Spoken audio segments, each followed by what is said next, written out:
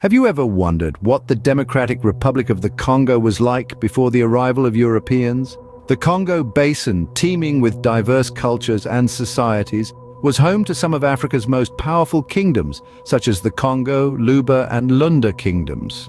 These pre-colonial societies had intricate political organizations with systems of governance that ranged from centralized monarchies to more dispersed chiefdoms. Trade networks, both regional and intercontinental, were dynamic and extensive. Goods like ivory, copper, and cloth were exchanged for salt, beads, and other commodities from far-off lands. Cultural achievements were equally remarkable. The Congo Kingdom, for example, was known for its mbisi, the sacred groves where religious ceremonies took place. Luba and Lunda societies, on the other hand, excelled in expressive arts such as sculpture, music, and oral storytelling. These kingdoms laid the foundations for what would become the modern Democratic Republic of the Congo. But what happened when the Europeans arrived? The Congo Basin, a tapestry of diverse cultures and natural resources, caught the attention of European explorers in the late 19th century. One such explorer was Henry Morton Stanley, whose expedition through the heart of Africa set the stage for a new chapter in the Congo's history. Stanley's journey paved the way for King Leopold II of Belgium to seize control of the region. Under the guise of humanitarian and civilizing missions, Leopold launched a brutal regime of exploitation. The indigenous populations were subjected to forced labor, their lives upended to extract the Congo's abundant ivory and rubber. The exploitation didn't stop at natural resources. The indigenous peoples of the Congo were deeply impacted, their societies disrupted, their cultures often dismissed or suppressed. This marked a turning point in the history of the Congo, leading to profound transformations and challenges. The echoes of this era still reverberate today, shaping the Congo's journey through the 20th century and beyond. So what was life like under Belgian colonial rule? Well, the period known as the Belgian Congo was marked by a brutal forced labor system. Indigenous populations were compelled to extract natural resources, such as rubber and ivory, often under inhumane conditions. This exploitation led to widespread human rights abuses, with millions losing their lives due to overwork, disease, and violent repression. But amidst the darkness, there were sparks of resistance. Movements such as the Maji Maji Rebellion and the Luba Lunda uprising emerged, challenging the oppressive colonial regime. These resistance movements, although often brutally suppressed, played a crucial role in fostering a sense of national consciousness among the Congolese people. They sowed the seeds of rebellion, setting the stage for the struggle for independence that would follow in the mid-20th century. Despite the harsh conditions, the spirit of resistance among the Congolese people never faded. Their resilience and determination remain a testament to the indomitable spirit of humanity in the face of adversity. But how did the Congolese people eventually gain their independence? The Congo crisis, from 1960 to 65, was a period of political upheaval and conflict that marked the transition from Belgian colonial rule to independence. It was a complex and chaotic time, with regional secessionist movements, violent clashes, and foreign interventions. At the heart of it all was Patrice Lumumba, the first democratically elected Prime Minister of Congo. A charismatic and passionate advocate for national unity and independence, Lumumba sought to free Congo from the shackles of colonialism and forge a new national identity, but his vision was fraught with challenges. The political landscape was a minefield compounded by international interests. Lumumba's bold stance against colonial powers and his turn towards the Soviet Union for support alarmed Western nations. Amidst this political turmoil, Lumumba was tragically assassinated, a shocking event that sent tremors through the nascent nation. The struggle for independence was a tumultuous period marked by hope, despair, and international intrigue. What happened after independence? Following this monumental event, the Democratic Republic of the Congo fell under the rule of Mobutu Sese Seko. Mobutu's reign was characterized by a fierce consolidation of power, the stifling of political dissent, and systemic corruption. This era, often referred to as the Mobutu era, saw a dramatic shift in the country's political landscape. Mobutu was a master manipulator, adept at using his power to suppress opposition and maintain control. His tactics included the widespread use of state-sanctioned violence and the curtailment of civil liberties. However, the corruption under Mobutu's regime extended beyond the political sphere and seeped into the economy. Mobutu's kleptocracy drained the wealth of the nation, leaving the majority of the populace in poverty while a select few enjoyed unimaginable riches. The societal and political culture of the DRC was deeply impacted by Mobutu's policies, creating a legacy of distrust and division.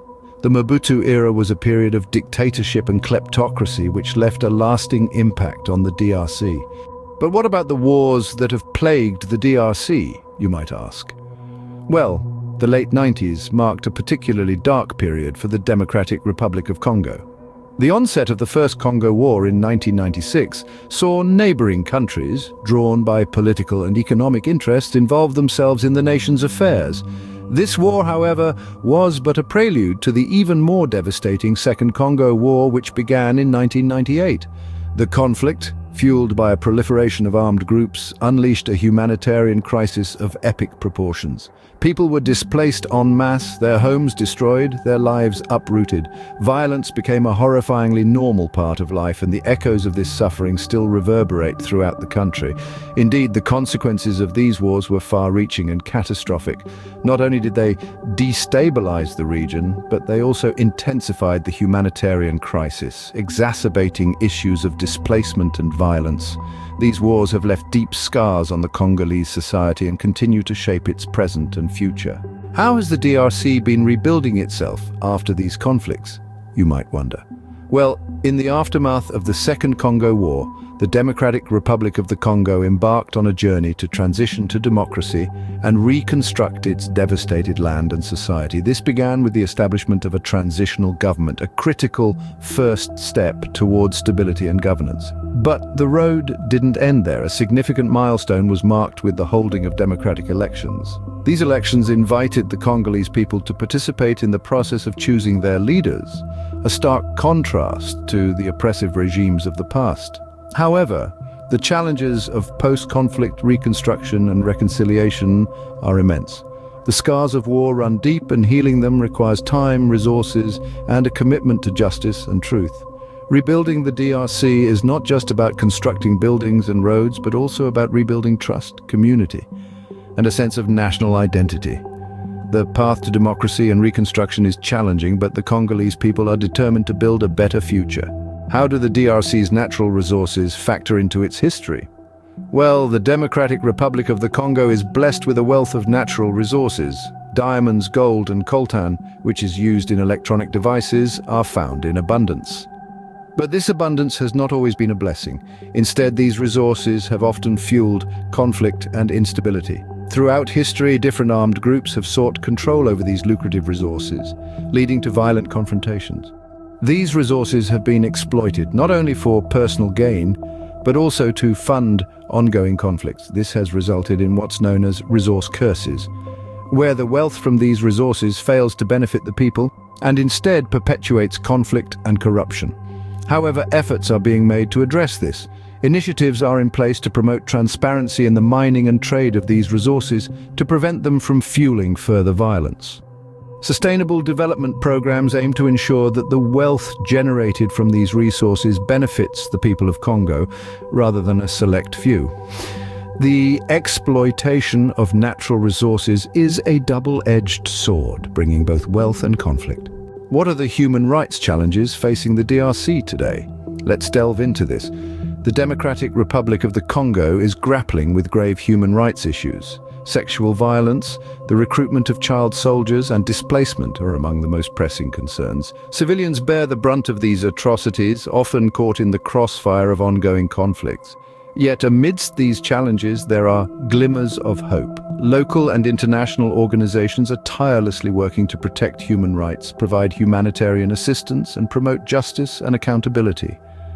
They are on the ground, offering support to victims of violence, advocating for policy changes, and ensuring that those responsible for human rights abuses are held accountable. These efforts are crucial, but they are just the first steps. The road to lasting peace and stability is long and fraught with challenges. However, it's a journey that we must undertake. Addressing these challenges is crucial for the DRC's future. So, what's next for the DRC? As we gaze into the future, the Democratic Republic of the Congo faces a multitude of contemporary challenges. Political instability remains a pressing issue, with the echoes of past conflicts still influencing the present. Insecurity, both physical and economic, hovers like a spectre, contributing to a landscape of poverty and underdevelopment. Yet within these challenges, we find seeds of opportunity. The DRC is on a path toward peace-building, steadily moving away from its turbulent past. There's an emerging focus on economic growth, with the nation's abundant natural resources offering a potential springboard for prosperity. Efforts are being made to foster democratic governance, a beacon of hope amidst the uncertainty.